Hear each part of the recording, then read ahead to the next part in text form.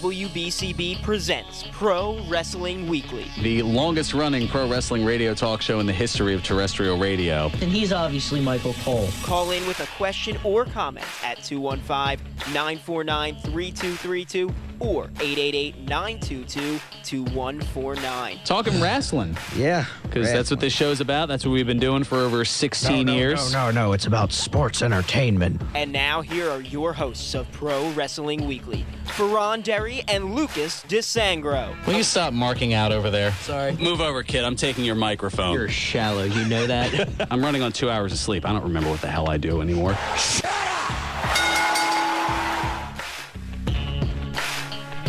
There's the sound of the bell, and we are set to go. This is Pro Wrestling Weekly here on 1490 WBCB and online at WBCB1490.com. Fearon and Lucas DeSangro here with you, and man, there's a lot to get into today. Yes, there is. In fact, yes, the news that we should probably start off with is something that has pretty much had everybody since Tuesday yelling. Yes! Yes! Yes! Yes! Yeah, that's right. WWE issued a press release this past Tuesday saying, quote, following more than 2 years of extensive evaluations, WWE superstar Daniel Bryan has been medically cleared to return to in-ring competition by leading neurosurgeons, neurologists, and concussion experts, including Dr. Robert Cantu, Dr. Javier Cardenas, and Dr. Jeffrey Kutcher.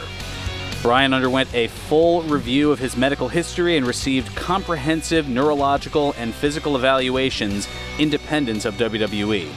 He was cleared by each doctor as well as WWE's medical director, Dr. Joseph Maroon, end quote.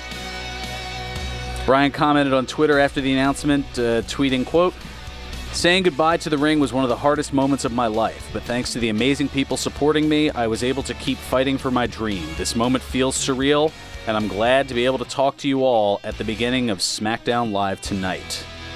And talk he did. It was very emotional for me, not going to lie. When Daniel Bryan had to retire, I wasn't exactly in the best place mentally, and I just really loved watching him wrestle. I mean, I talk about how much I admire Ambrose and CM Punk, but like, Punk always after Punk dropped the pipe bomb, like I said, I think I want to be a professional wrestler.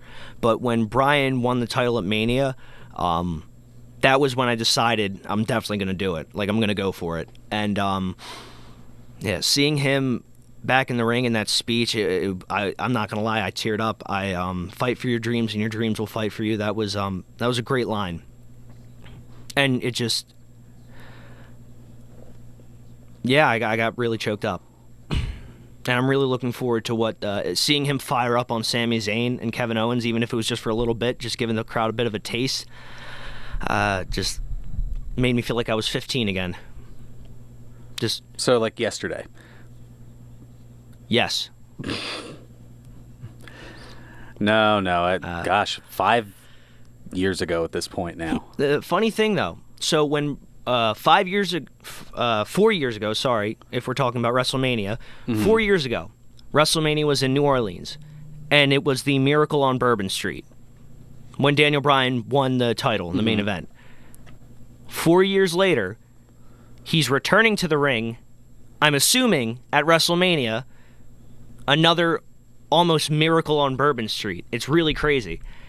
A lot of things. I was watching WrestleMania 30 on Thursday before I left for training, and even Triple H's entrance, you had the three women who are going to be a staple in this year's WrestleMania that helped out with Triple H's entrance. They were extras from NXT at the time.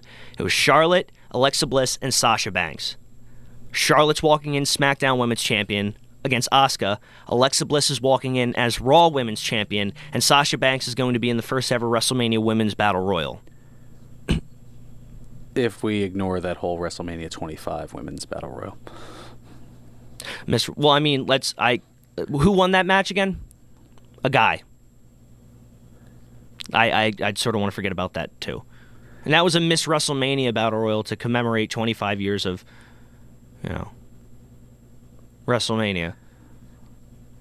Semantics. It was a women's battle royal at WrestleMania. Fair enough, but still, a guy won it. I don't think we want to talk about that as much. Fair enough. But anyway. What else do you want? What do you want to talk about then? No, that was really all I had to say about Daniel Bryan. I mean, I'm looking forward to his match at WrestleMania. I'm sort of hoping, because I heard that he has to go undergo testing, like impact testing, after every single match that he has. And I was just going over a lot of the matches, that dream matches you could possibly have. But I feel like obviously, I don't think they would put him on a full-time schedule, considering he's still technically general manager. But I hope it's like something between Cena and Shane McMahon's schedule, where it's like he's not just doing the big 4 pay-per-views, but maybe he's like not necessarily doing a lot of TV matches, maybe more pay-per-views than anything. Indeed. So yeah. One person who I'm sure has a lot to chime in on this here, calling all the way from the Windy City, none other than Dan from Chicago. Dan, welcome back. What's up, gentlemen? How you doing today? How's it going?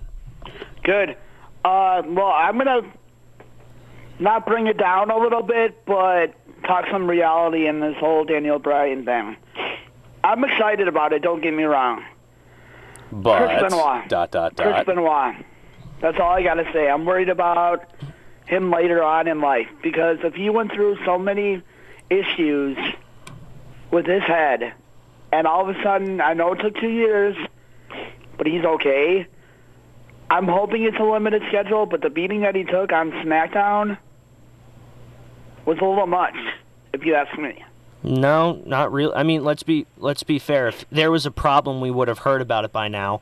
And well, I get that. No. I understand that was a storyline. I get that. Trust me. No, but I mean, like, if he was like, if he had suffered another concussion or something like that, they probably would have said something again. Unfortunately, or would have been reported on Pro Wrestling Sheet, or Dave Meltzer would have reported on it. And he's I understand what you're saying about the whole Benoit situation, but that was. He wrestles the same style. He does wrestle the same style, but I'm saying behind the scenes, they weren't as concerned with concussions back then. And like I said, Bryan's legitimately going through impact testing after pretty much every single physical altercation or match he has to take. They weren't as concerned with with CTE and all that other stuff until after what happened to Benoit. And if they weren't at least 99% sure that Bryan wasn't going to die from an unsafe bump, then they wouldn't have cleared him. Right. I know. I get that. I just like to do it a lot. Okay, I do. And I don't want anything bad to come down later on, because they retired him for a reason 2 years ago. Well, yeah. And you mean to tell me after 2 years his brain is that okay when he took that much damage? I remember an episode of Yes, I'm a Nerd. I watched Total Divas, or Bellas, whatever episode that was. He was in tears. He had to leave a couple things because of depression. You mean to tell me after 2 years, you see what I'm coming from? I don't want him to suffer later on. And oh my God, we see a thing on WWE.com. He's depressed over an issue. Bree's dead and the daughter's dead and he's dead. I don't want that to happen again. Well, here's where I'm going to step in and put those fears to rest. The reason I would imagine that Chris Benoit's scenario got to where it was is because back in 2005, 6, 7, 2008, there wasn't this type of neurological testing. Perhaps if they had it, they could have prevented what had occurred. Right. And now they have these things, so they're able to see what recovery process there has been. It's almost, to use an analogy that I've seen, it's kind of like how after somebody who smokes for a really long time, once they stop, the lungs start to recover. So the fact that he hasn't had this much physicality in the past 2 years, it has allowed his brain and his central nervous system and everything to recover from the damage that it had taken over the course of that long-term period of time. And Benoit didn't have time to recover. He just kept going and going and going. Well, yeah, and the other thing is, I'm sure, like, let's be fair. He went to a very large amount. I'm going to exaggerate here. He went to every single neurologist that he could.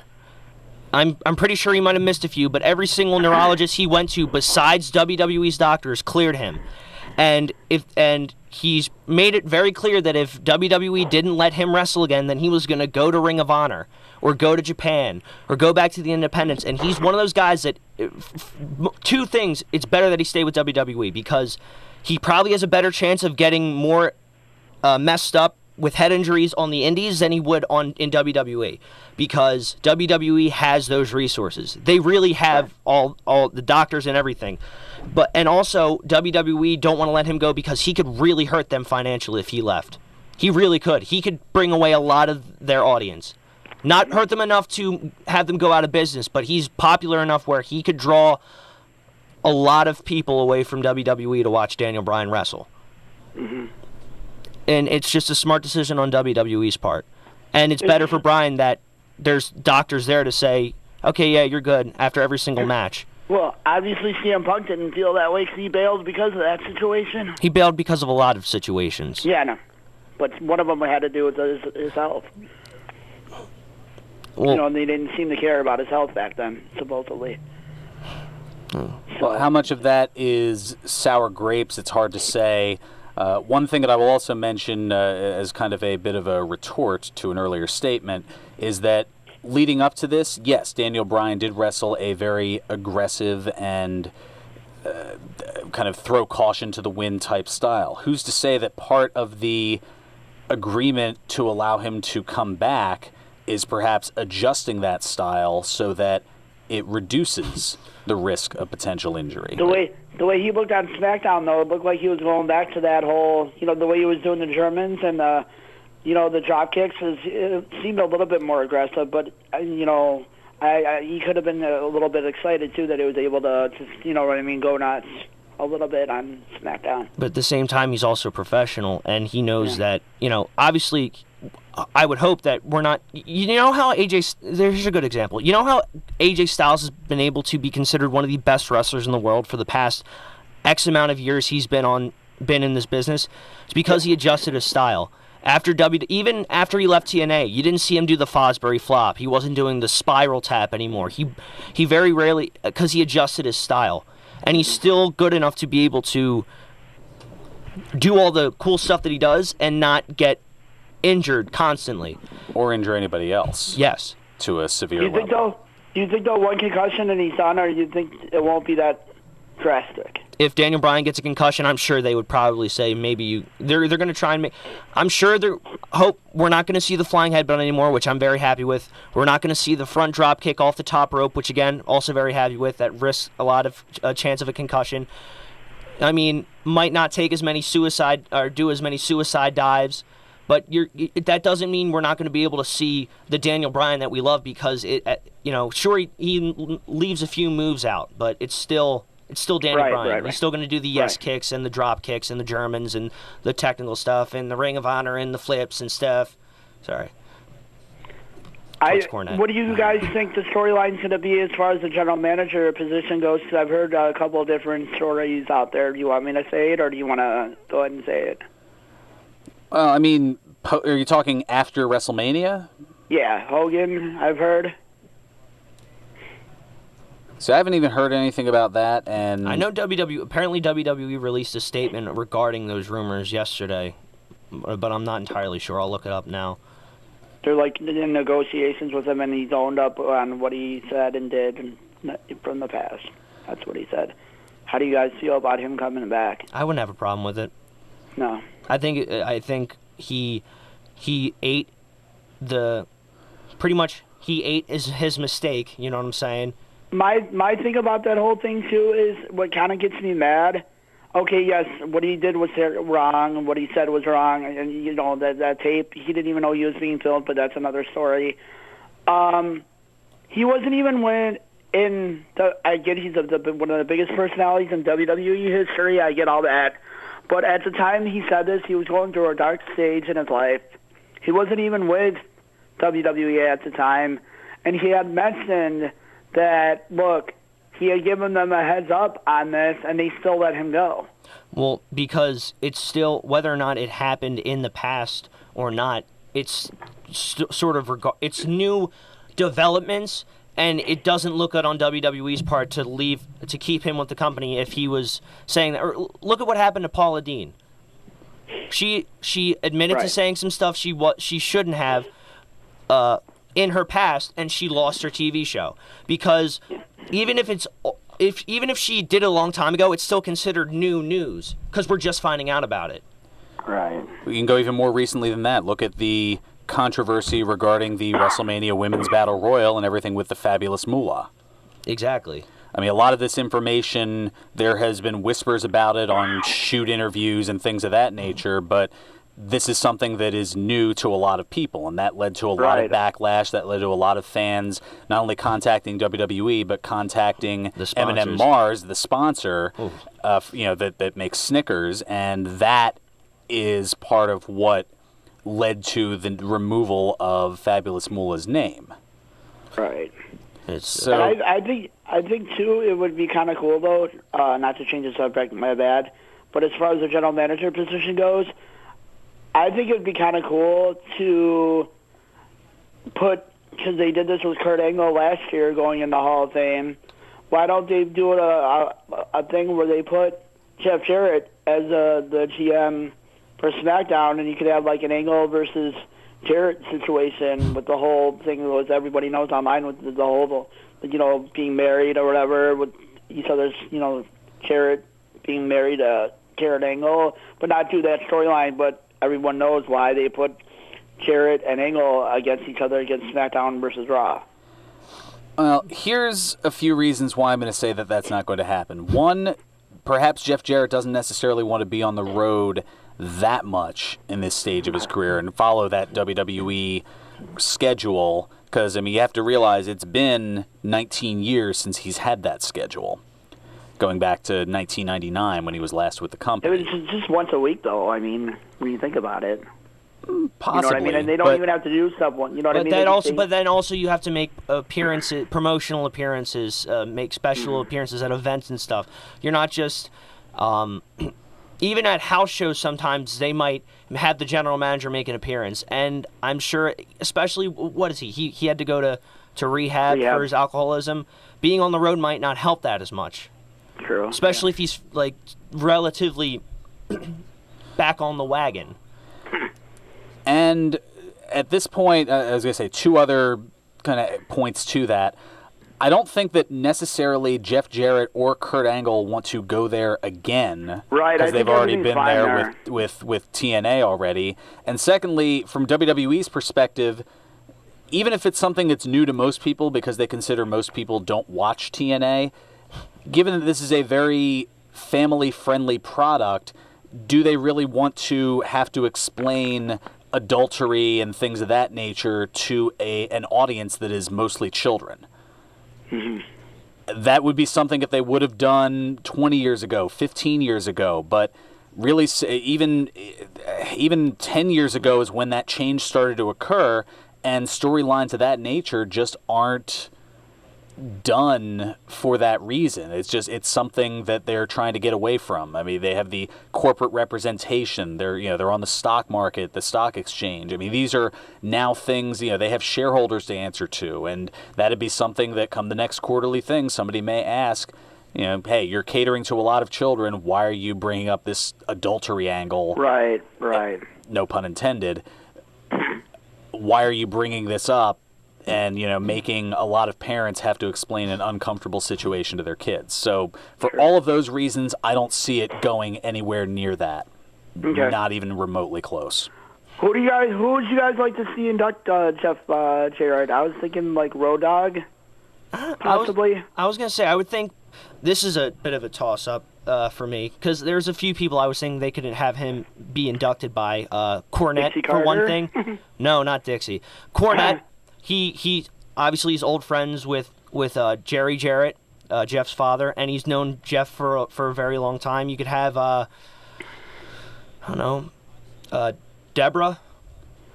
You could have Well, I mean, it's been a while since Deborah's been in any kind of circles. It'd be a bit of a shock for her to come back. Yeah. I think the most logical choice would be the Road Dogg, given that that's in part how the Road Dogg got his start. Was he was the roadie for Jeff Jarrett back in '95. Rob Parker too would be a good one too.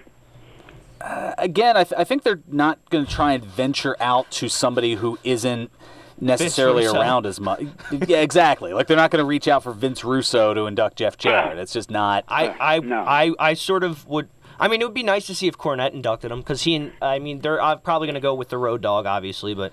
Yeah, I mean, if Jerry Lawler is not emceeing it again this year for like the 10th year in a row, Lawler could certainly be a potential individual. Yeah. I mean, given their Mid-South, Memphis connections.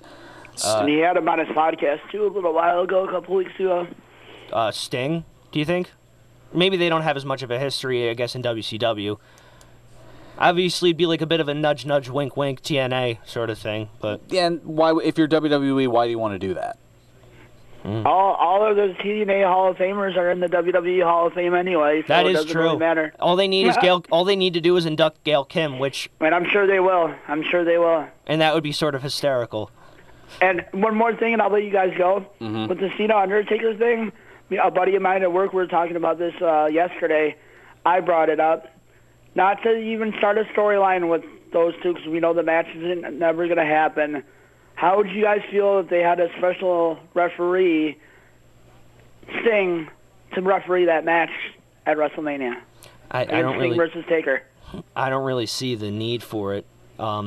It wasn't like when they had Michaels guest referee the match between him and Triple H, because there was a history between them in terms of the prior matches they had at Mania. Just a nostalgia type that we could finally see the Undertaker and Sting face to face is what I was coming to. But you know really, it would be teasing for no reason. Match. Yeah, there would really be no reason to tease it, because it's not like they would ever have a match. It's True. way past the time for that.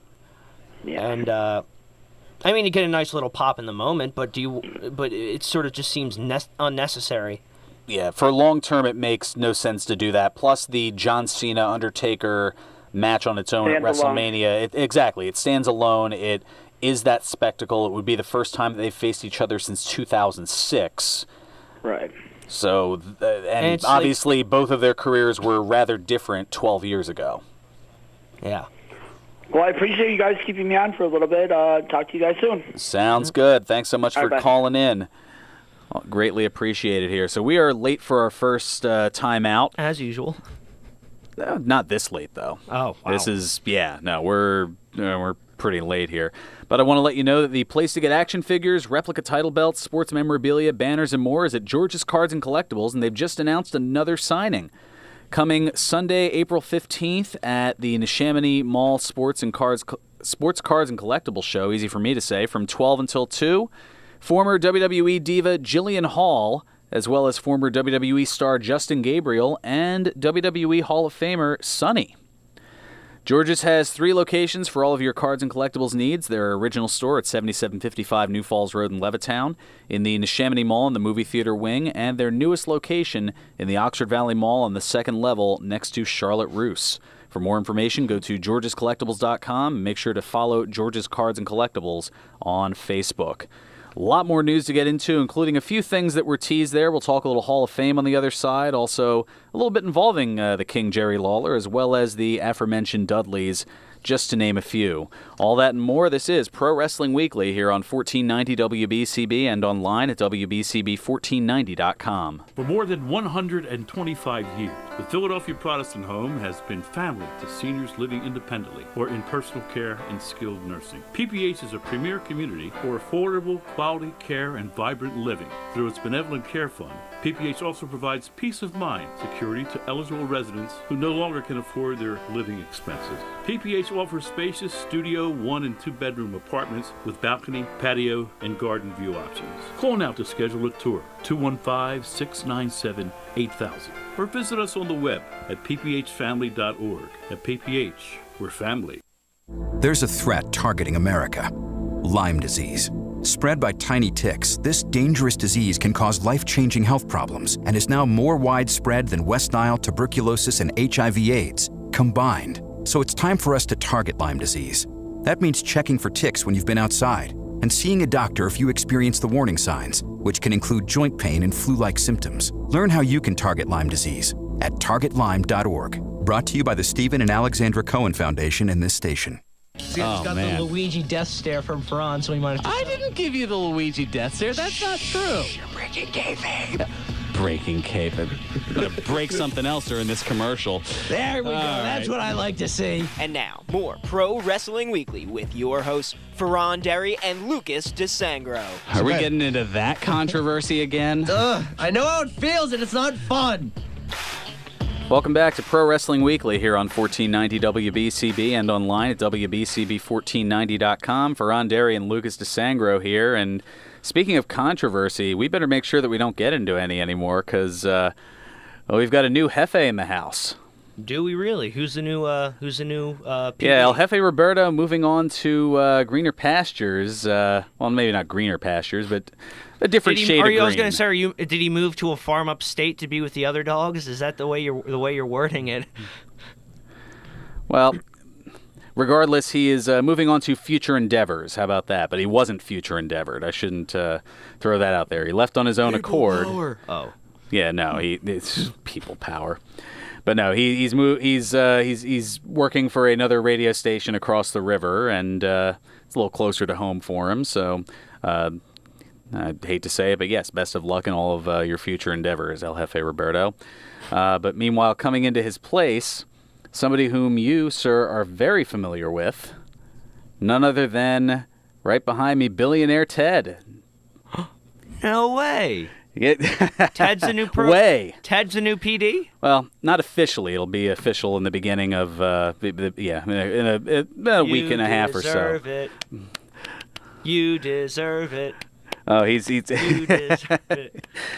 See, you got him blushing in there now. What the hell? It's not even that I'm trying to kiss up to the new boss or anything. Not entirely, at least. But you know, Ted's a good guy. He's good people's. He works hard. Well deserved, well earned. Indeed. I just hearing controversy that made me think of that, and I had to give some sort of props out there. All right, moving on to news and other things here because there's plenty of it here. So WWE issued more details on the upcoming Greatest Royal Rumble event in Jeddah, Saudi Arabia. It's going to be Friday, April 27th at 7 p.m. Arabian Standard Time, and will feature 7 championship matches, including the WWE Championship, the Universal, Intercontinental, United States, Raw Tag Team, SmackDown Tag Team, and Cruiserweight Championship. In addition to those 7 title matches, the event will feature the first ever 50-man Greatest Royal Rumble match. Now, advertised stars include John Cena, Triple H, Roman Reigns, AJ Styles, Braun Strowman, The New Day, Randy Orton, Bray Wyatt, and Shinsuke Nakamura, among others.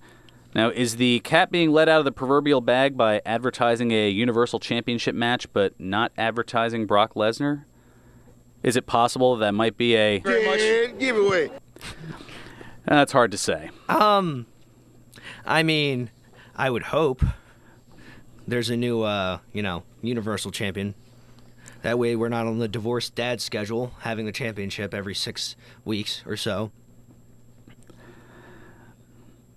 Do you just want to see the litany of booing that would come down from New Orleans when it...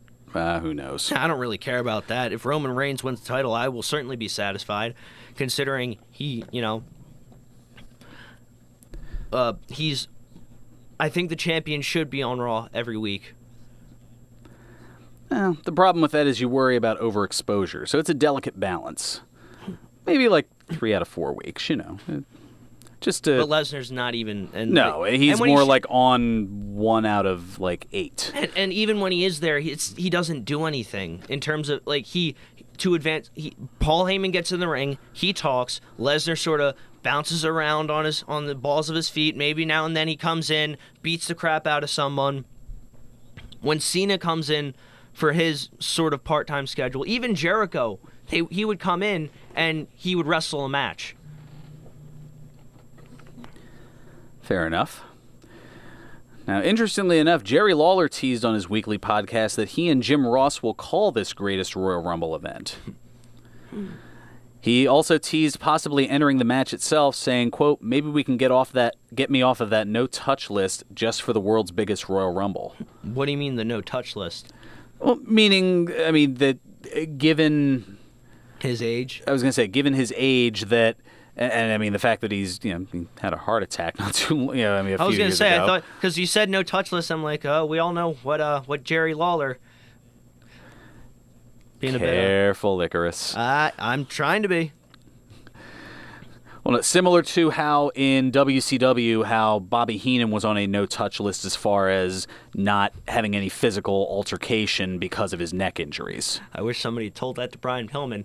What the bleep are you doing? Get off of me. I was going to say, I'm not pulling up that. I have that Clash of Champions clip, but I'm not. We've already gone there fairly recently. Yeah.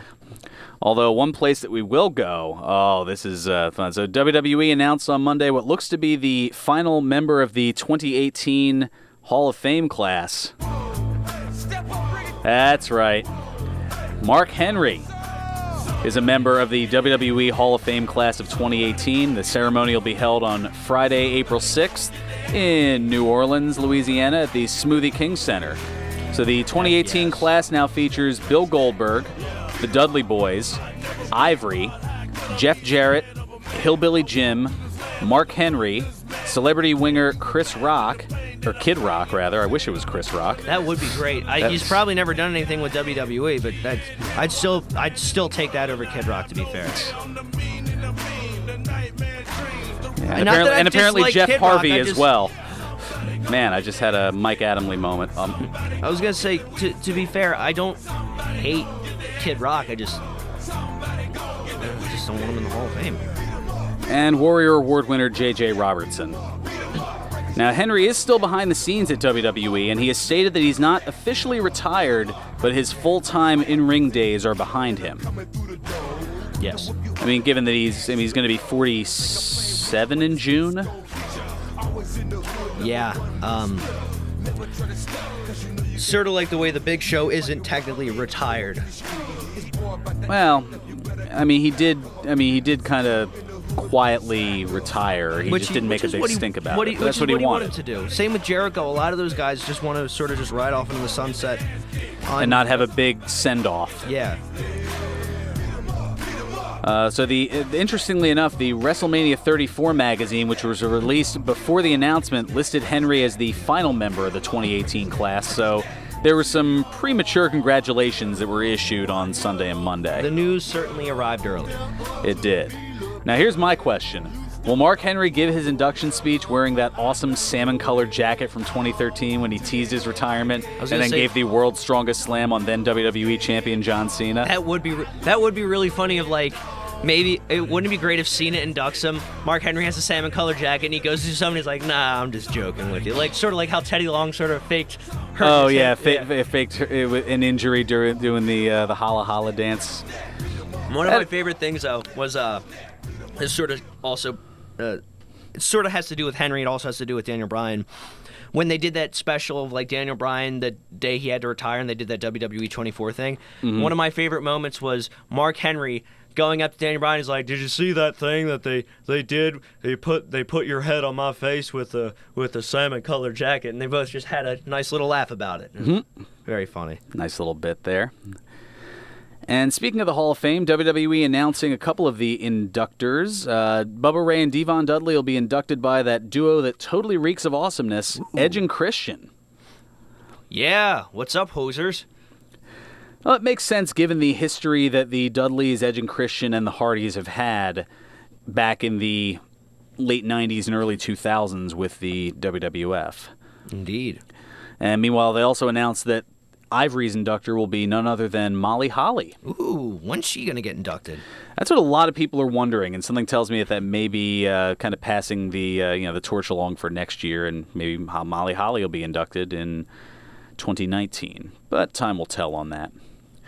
Also, another interesting tidbit, WWE has added 55 episodes of WCW Thunder to the WWE Network archives, going from July of 1998 to September of 1999. Sadly, no Thunder from 2000 yet, so that means no being able to see the glory that was David Arquette. Sorry. See, I took the word right out of your mouth. Yeah. Literally, and yeah. You told me to shut up. You keep talking over it. I didn't. There you go. Okay. Not the first time you've been told that. And probably won't be the last. Oh, definitely won't be the last. No. I was going to say, probably not even Won't be the last today. Yeah. Damn it. Might not even be the last this show. Duh, taking my lines. Well, while you work on getting some new lines here, I guess we'll... Good luck with that. We'll let you know that now that we've thought out, it's Bart only has 6 cool sayings. Oh, man, and I just took like 3 of them right in that little Exactly. segment there. Well, it's a good day to get teabagged over at the Broken Goblet Brewery, 1500 Grundy's Lane in Bristol, PA. Head on over to the Broken Goblet to try the new 2018 version of Bubba's Teabag beer. Brewed with the Bohemian Raspberry Tea from a company called Brutalities. The green tea, it's mixed with raspberries, apples, hibiscus, and rose hips and added to the goblet's base ale to make a delicious and fruitful beer that isn't overly sweet. Plus, tonight features music with Stealing Fame. They're going to be filming a video and would love to max out the room. Also on tap is the Nameless Ghoul Ghost Stout, as well as the Under Her Spell Saison. And if you missed out last week, you can still get some of the Irish Cream Oatmeal Stout. Ooh. And also back in stock are the T-shirts and stickers associated with the Jason Kelsey brew, No One Likes Us, We Don't Care. Note again, it's the T-shirts and stickers. The beer itself is set to return in May. It's always a good time at the Broken Goblet Brewery, 1500 Grundy's Lane in Bristol, PA. Broken Goblet Brewing, the semi-official brewery of Pro Wrestling Weekly. Please enjoy responsibly. So while Lucas is working on getting more lines, we'll take care of our last time out here. Alongside Lucas, I'm Fearon Derry. This is Pro Wrestling Weekly here on 1490 WBCB and online at WBCB1490.com. You won't see termites crawling across your floor, but thousands might be devouring the wood in your walls, weakening the structure of your home. For over 50 years, termite proofing and pest control of the Delaware Valley has been in the exterminating business. If you think you have a pest problem, they're the experts. Call them today at 215-639-5455. That's 215-639-5455 for TPPC. Termite proofing and pest control of the Delaware Valley gives your home or business peace of mind, knowing your pest problem is in their hands. Located at 1560 Bristol Pike in Bensalem, they use only EPA-approved material applied by licensed technicians. Call Termite Proofing and Pest Control of the Delaware Valley at 215-639-5455. All commentators heard on WBCB express their own views. Their opinions are not necessarily those of others on WBCB, including the staff and management. Everything you wanted to know about funerals and planning but did not know who to ask. Tune in on Mondays at 9 a.m. to the Galzerano Funeral Home. More than just a funeral home, Louis A. Galzerano III has been serving Bucks County for over 100 years. Family owned and operated by Louis and his wife Carol. Galzerano Funeral Home serves all faiths and nationalities. A full-service funeral home with a full line of cremation options and a crematory on the premises. 2 locations to serve you and your family, one in Bristol and one in Levittown. Call 215-788-2821 or 215-945-8484. Special rates to show our thanks to all servicemen and women as well as the FOP. Galzerano Funeral Home, 215-788-2821 or 215-945-8484. Your health is your most precious asset. Tune in to St. Mary Healthline Wednesday at 9 a.m. for advice on how to better manage your health.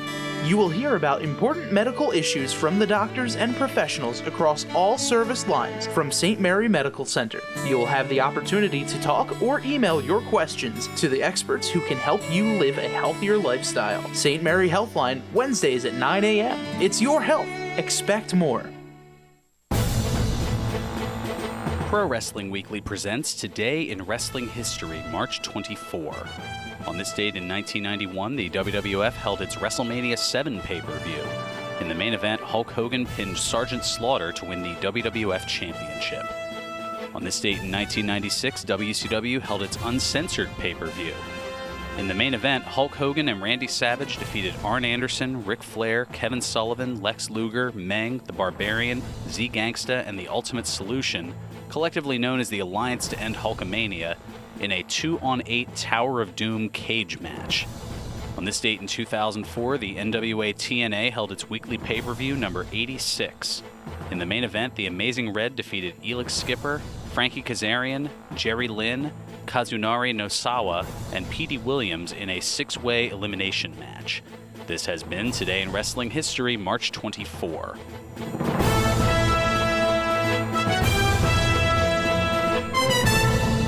I told you it wouldn't be easy. Welcome back to Pro Wrestling Weekly here on 1490 WBCB and online at WBCB1490.com. Booty, man. Having a laugh over the uncensored pay-per-view. I was going to say, nobody wanted to mention that Big Brother Booty, the Booty Man. Shake, shake, shake, shake, shake, shake, shake. Had a hand in it. Well, I mean, I wasn't going to go over the whole match. It was just more so the result. Because, 2-on-8 and all that. Yeah. A lot going on with that. Yeah. Anyway, we've got more news and things to get into here, including some Ring of Honor news. They announced that the Best in the World pay-per-view event will be held Friday, June 29th in Baltimore, Maryland at the new UMBC Event Center. Tickets for the event went on sale for Honor Club subscribers on Wednesday, and the general public sale began yesterday at 10 a.m. Eastern. The new $85 million venue opened last month and is the home of various University of Maryland-Baltimore County teams. The listed capacity for the venue is 5,000 people. Ooh. Not too shabby. Not at all.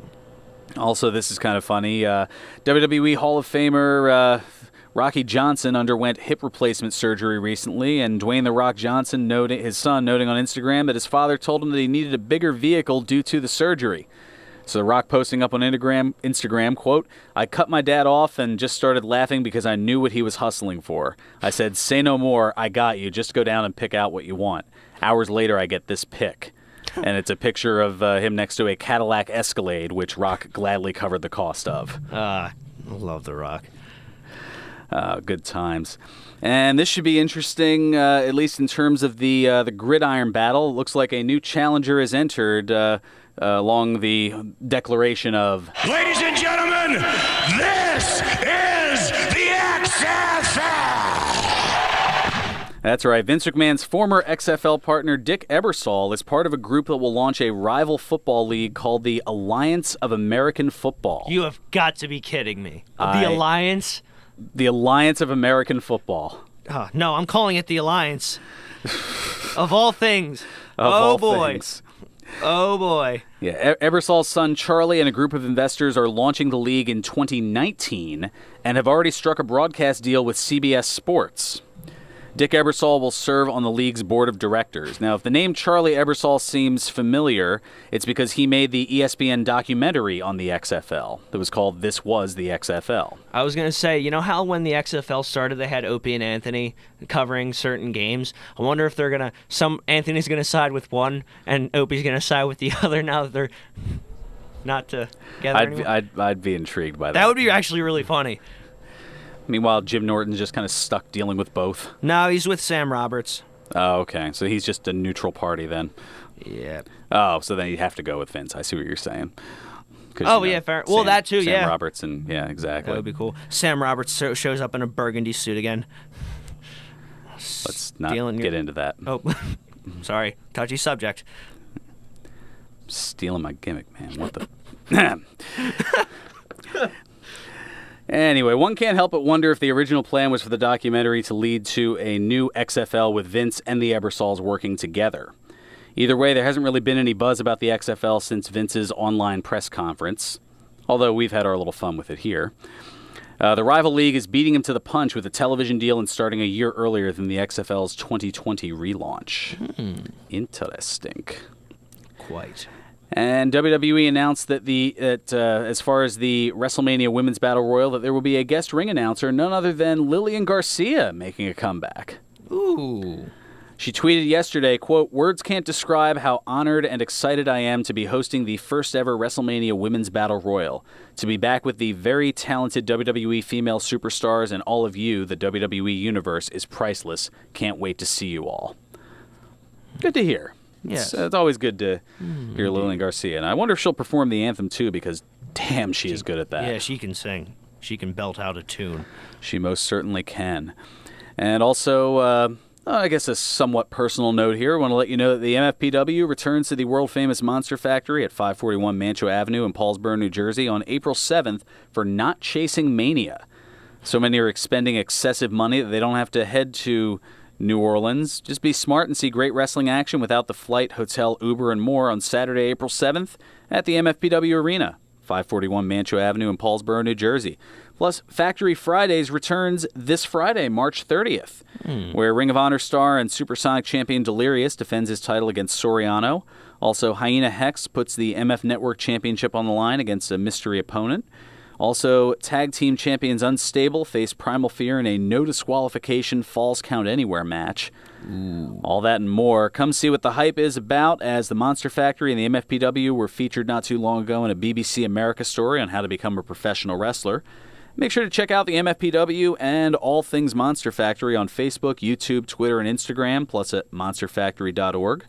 And check out past matches, bios, bloopers, and more at themfnetwork.com. And still fairly new, Tuesday nights following SmackDown, head to the WrestleZone Facebook page where you can see MFing Tuesdays. It's a live look at the students, trainers, and alumni of the Monster Factory as they showcase the unique Monster Factory style of pro wrestling training. Yes. And how's that worked out for you so far? It's worked out. I don't know, man. Considering I'm a former tag team champion of the MFPW, I had my first match ever against an ECW original and Bill Wiles. I got to face a guy from Ring of Honor, among other things. Got to roll around with the likes of Bull James. Got to learn so much. Last Sunday, of all things, got to learn from Ricky Reyes. Or Cortez Castro from Lucha Underground. You Lucha Underground fans out there. Grew up with a lot of the guys and wrestled with the guys that I looked up to as a wrestling fan, like Daniel Bryan, Christopher Daniel, Samoa Joe. Was also part of the first class at the Inoki Dojo in L.A. when it first started.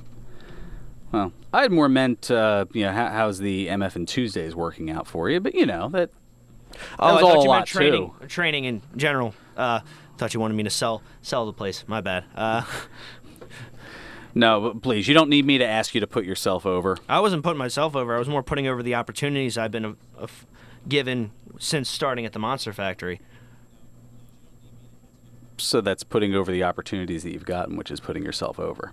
That I wouldn't have gotten without the Monster Factory. I get it. Way to get your in. I've got him tilted, folks. Never stand straight anyway. I've got Tourette's. Can't stand still. You made a funny. For once, yeah, right? Well, I think for that, I think it's about a good time now as ever, for very good reason, to get into the... birthdays! Yeah, I know we got a few minutes left, but there's quite a few of them. 6 plus, count them, 5 Brucey bonuses. Ooh, that's 11. A lot of birthdays today here. So on this date in 1960, Barry Horowitz was born. The longtime WWF enhancement talent from the 80s and 90s who had a notable feud with Skip of the Body Donnas in 1995, better known as Chris Candido, turns 58 today. Very good, very good. On this date in I should say this for last, but I'm going in chronological order. On this date in 1965, Mark William Calloway was born. The 4-time WWE champion, 3-time World Heavyweight champion, 6-time Tag Team champion, former Royal Rumble winner. What? And all-out legend, better known as Mean Mark Callis. Oh, who are we kidding? No, you know who we're talking about. That one got me on it. That was good. I did not expect that one. I know, that's why I don't show you the birthdays ahead of time, so that way I can throw little surprises like that at you. No, of course we're talking none other than The Undertaker. Yes, he turns 53 today. On this date in 1971, Daniel Christopher Covell was born. The first and only Grand Slam champion in Ring of Honor, current Ring of Honor 6-man tag team champion, 4-time TNA X Division champion, and 6-time NWA World Tag Team champion, better known as Christopher Daniels, turns 47 today. The Ring General. fallen angel, the almighty. He's 47 years old, and he's still one of the best wrestlers in the world. Yeah. Did you know that about the Grand Slam champion thing? No, I did not. He is the only person to have held the Ring of Honor heavyweight champion tag team, the 6-man tag team, which is fairly new, and did he hold a pure television championship? Television championship. So I was going to say, I wonder if that counts for pure television championship, or the pure championship either. I don't think it does. But he is the only one to have held all 4 of those with his recent acquisition earlier this month of the 6-man tag titles. With Scorpio Sky and Frankie Kazarian. SoCal Uncensored. Jinx.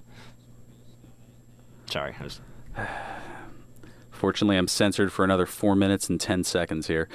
On this date in 1982, Orlando Tito Colon was born, the former WWE Tag Team Champion and current SmackDown competitor previously known as Fernando and currently known as Epico Colon turns 36 today. And on that very same date and year in 1982, Donald Jacob Hager Jr. was born, the former WWE World Heavyweight Champion, United States Champion, and Money in the Bank winner, better known as Jack Swagger. We the People turns 36 today.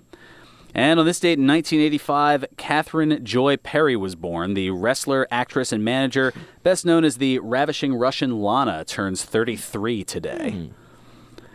And every day for her is Rusev Day. Rusev Day. Rusev Day. And now to the Brucey bonuses, things outside of the world of wrestling. So on this date, I've got 5 of them here. On this date in 1944, Ronald Lee Ermey was born. The actor, voice actor, and Marine best known for his role as Gunnery Sergeant Hartman in the movie Full Metal Jacket turns 74 today. And don't you dare repeat any lines from the movie. We're not getting kicked off the air. I was going to say, what's your major malfunction? Okay, well, that one works. All right. Yeah. Yeah, okay. Just don't add the last part of that. Yeah, no, I love Arlie Ermey. He did I listened to a few of his guest spots on Opie and Anthony in the good old YouTube archives. Well done, numb. On this date in 1953, Louis Perry Anderson was born. The stand-up comedian, actor, and television host, including hosting the game show Family Feud from 1999 to 2002, better known as Louis Anderson, turns 65 today. Wow, you're right up my wheelhouse with these Brucey bonuses. Exactly.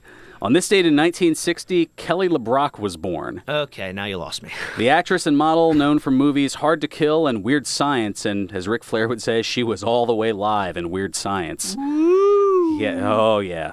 She turns 58 today. And that goes back to my youth. I've seen Weird Science. I'm guessing she played the... Yeah, she was Lisa. Okay, yeah, now you know what I'm talking about. I just didn't know that. You didn't know her name. I just remember. Now you remember her from that. Oh. Woo! Indeed. On this date in 1973, James Joseph Parsons was born. The Emmy and Golden Globe award-winning actor best known for his role as Sheldon Cooper in the sitcom The Big Bang Theory turns 45 today. Oh, what? Yeah. He's 45? Penny? Yeah, 45. Who'd have thunk it? And finally, on this date in 1976, Peyton Williams Manning was born. The 2-time Super Bowl winning NFL quarterback who currently holds the record for most career touchdown passes, 539, and most career passing yards, 71,940, and is regarded as one of the best quarterbacks who have ever played. He turns 42 today. Also a very underrated SNL host. Yeah, very surprisingly comedic, as you've seen from the litany of commercials that he's in. And Eli. Yeah, Eli doesn't get the love that he should because, Peyton's younger brother and all that. But still, they both have a couple of Super Bowls. Yeah.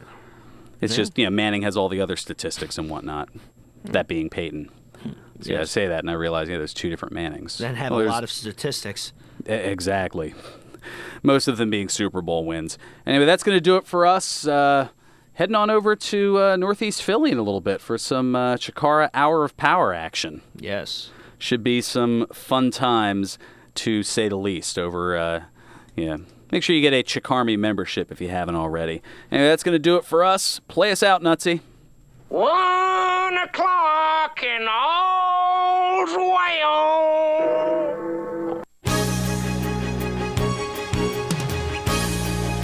Celebrating 60 years of broadcasting excellence, we're 1490 WBCB, Leviton.